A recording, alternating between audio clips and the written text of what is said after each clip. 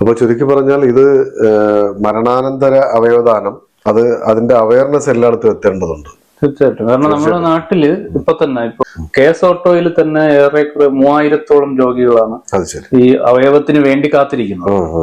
എന്നുവെച്ചാൽ അതിൽ കൂടുതലും കിഡ്നിക്ക് വേണ്ടിയിട്ട് കാത്തിരിക്കുന്നത്. 2200-ലധികം പേര് ഒരു കിഡ്നിക്ക് വേണ്ടിയാണ് കാത്തിരിക്കുന്നത്. പല രോഗികളും വർഷങ്ങളായിട്ട് ഡയാലിസിസിലൂടെ കടന്നുപോയി സാമ്പത്തികമായിട്ട് വളരെ മോശം അവസ്ഥയിലൊക്കെ ആയിരിക്കാം. അപ്പൊ അതൊന്നും പ്രാക്ടിക്കലി പോസിബിൾ ആയിട്ടുള്ള കാര്യമല്ല. അവർക്ക് ആകെ പോസിബിൾ ആയിട്ടുള്ളത് ഏതെങ്കിലും ഒരു ആള് മരിക്കുമ്പോൾ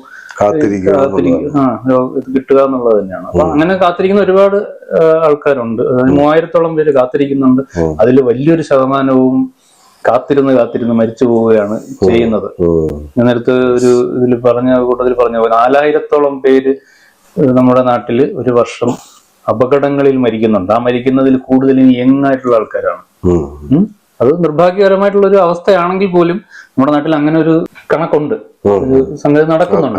അതിൽ കുറച്ച് ശതമാനം ആൾക്കാരെങ്കിലും ബ്രെയിൻ ഡെത്തിലൂടെ കടന്നു പോകാൻ സാധ്യതയുള്ളതാണ്. പക്ഷെ അത്രയും ബ്രെയിൻ ഡെത്ത് നമ്മുടെ നാട്ടിൽ സർട്ടിഫൈ ചെയ്യപ്പെടുന്നില്ല, ഓർഗൻ ഡൊണേഷൻ നടക്കുന്നില്ല എന്നുള്ളത് തന്നെ ഒരു ഗ്യാപ്പ്, ഡിമാൻഡും സപ്ലൈയും തമ്മിലുള്ള ഗ്യാപ്പ് വളരെ ഭീകരമാണ്. ആ ഗ്യാപ്പിലാണ് പലപ്പോഴും അവയവ മാഫിയകൾ കടന്നു വരാനും ഒക്കെ ലൈവ് ഡൊണേഴ്സിൽ നിന്ന് അവർക്ക് ചെറിയ എന്തെങ്കിലും പാരിതോഷികമായിട്ട് കൊടുത്തിട്ട് അത് ഓർഗൻ വാങ്ങാനും ഒക്കെ ഉള്ളൊരു മാഫിയ സെറ്റപ്പ് വരാൻ സാധ്യതയുള്ളത് പലപ്പോഴും ഈ പറയുന്ന ലൈവ് ഡോണർ കേസുകളിലാണ്. അപ്പൊ ശരിക്കും ആ മാഫിയ നിങ്ങൾക്ക് ഒഴിവാക്കണമെന്നുണ്ടെങ്കിൽ അതിന് ചെയ്യാൻ പറ്റുന്ന ഏറ്റവും പ്രധാന കാര്യം എന്ന് പറയുന്നത് മരണാനന്തര അവയവദാനത്തിന് മാക്സിമം ബൂസ്റ്റപ്പ് ചെയ്യുക എന്നുള്ളത് മാത്രമല്ല നമ്മൾ ഈ മരിച്ചു കഴിഞ്ഞാൽ ഒന്നുകിൽ കത്തിച്ചു കളയുകയോ അല്ലെങ്കിൽ ജീർണിച്ചു പോവുകയോ ചെയ്യുന്നത് അവയവമാണ്.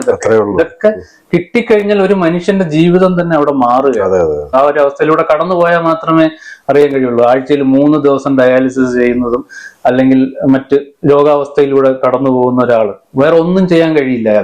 അയാൾക്കൊരു വളരെ ഡിപ്പെൻഡന്റ് ആയിട്ടുള്ളൊരു ലൈഫാണ് അത്തരം രോഗികൾ നയിക്കുന്നത്.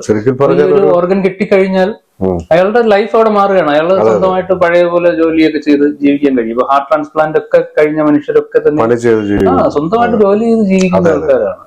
അതായത് ഈ വിൽപത്രങ്ങളുടെ ഒക്കെ എല്ലാം അപ്പുറം ഒരു ഹ്യൂമൻ വിൽ എന്ന് പറയുന്ന സംഗതി, അതാണ് വേണ്ടതും അതാണ് പ്രൊമോട്ട് ചെയ്യപ്പെടേണ്ടതും ഒരു സംഗതി.